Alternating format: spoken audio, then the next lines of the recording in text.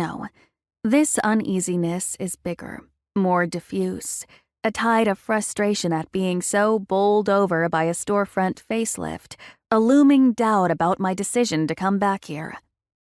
My eyes drift to the rear view, and I wince at the backseat evidence of my haphazard departure from LA, my whole life from the last 9 years shoved into 2 suitcases, a duffel bag, and 4 extra-large black garbage bags. It's a mess back there.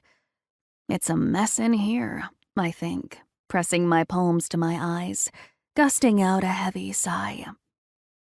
2,700 miles on the road, and I'm not ruminating any less about what's happened to my life over the last month. The sort of slow-motion reverse reinvention that's left me jobless and homeless and entirely without a plan for myself.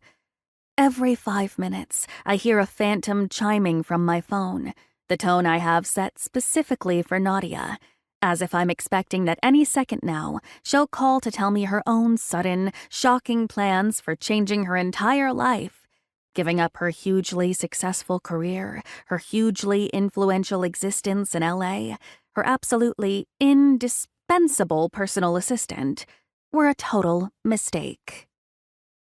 "This will be so good for you, Georgie," she'd said to me, as the movers had packed up the last of her things. "You'll finally be able to do all the things you want to do."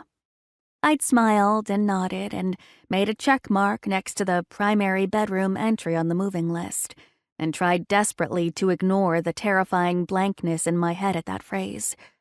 All the things you want to do. I reached for my phone, too late remembering that I've already made more than a dozen pledges over the course of this cross-country drive to check it less, to stop treating it like it still needs to be superglued to my hand. There's only one message, and it's from Belle, a string of emojis that represent her excitement over my imminent arrival. Exploding celebration cone, heart eyes face, those 2 Playboy bunny-looking ladies standing in some kind of weird formation, a bunch of pink sparkle hearts. It's not the sort of frantic, "Can you do this immediately?" type of text that's dominated my life over the last few years.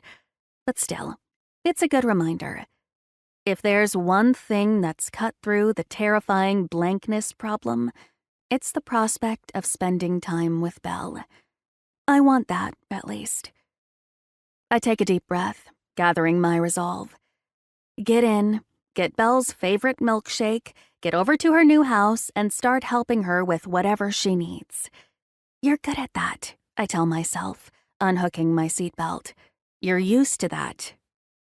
Before I get out, I drop my phone into the center console, removing the temptation and recommitting to this new plan, the only one that's made even a hair of sense since Nadia rode off into the sunset of her reinvention/retirement.